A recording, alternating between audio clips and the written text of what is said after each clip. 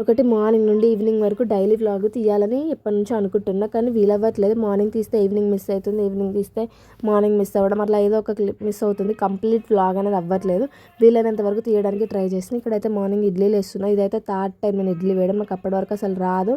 ఎప్పుడైనా కావాల్సి వచ్చిన ఒక్క మహిర కోసమే కదా అని బయట నుంచి తీసుకొచ్చేది. నాకు అసలు తినాలని ఇష్టం ఉండదు. దోశలే వేసుకుంటే ఎక్కువ. మిగతా అన్ని టిఫిన్స్ ఒక ఇడ్లీ మాత్రం ఇంట్లో చేసేదాన్ని. ఇప్పుడు అది అలవాటు అయిపోయింది, చేస్తున్నాను.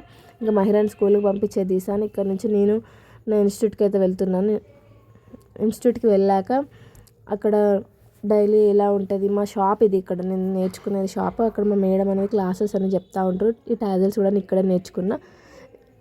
సౌజన్య మేడం కుక్కట్పల్లిలో ఉంటుంది బొటిక్. ఎవరైనా ఇంట్రెస్ట్ ఉన్న వాళ్ళు వెళ్ళి నేర్చుకోండి.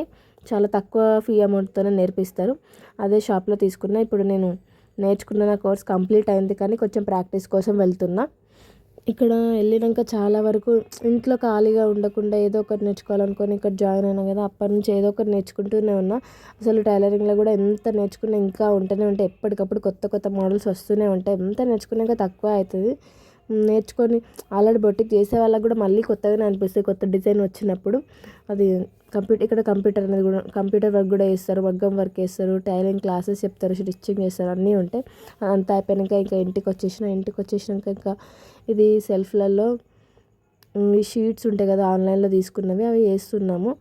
మా ఇంట్లో కాదు, మా ఓనర్ అంటే వాళ్ళ ఇంట్లో. వాళ్ళకి వేస్తున్నారు కానీ కరెక్ట్గా వేయలేదు. మెజర్మెంట్స్ అనేది కరెక్ట్గా తీసుకురాలేదు. వాళ్ళకి సెల్ఫ్లో కరెక్ట్ కట్ చేయి రాలేదు. అందుకే నేను కొంచెం హెల్ప్ చేసిన వాళ్ళకి.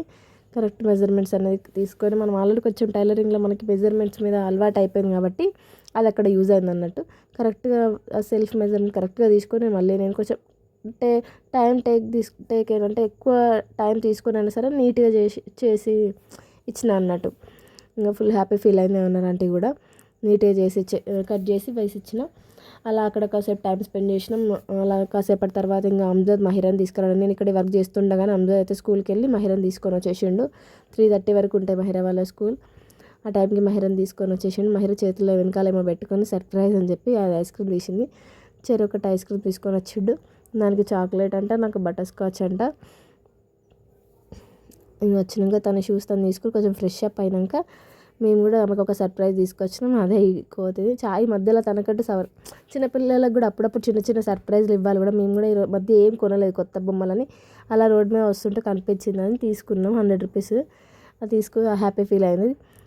అందుకే ఆ చేతిలో ఐస్ క్రీమ్, చేతిలో మంకీ బొమ్మ పట్టుకొని ఆడుకుని తర్వాత హోంవర్క్ రాసింది. హోంవర్క్ రాసేటప్పుడు చిన్న రీల్ చేద్దామని అంటే నవ్వుతుంది. రీల్స్ నేను కెమెరా ఆన్ చేసి రీల్స్ చేద్దాం అనగానే కెమెరా ఆఫ్లో ఉన్నప్పుడేమో చేద్దాం ఆన్ చేయడంతోనే వద్దు మమ్మీ హోంవర్క్ రాసుకోవాలి అంది.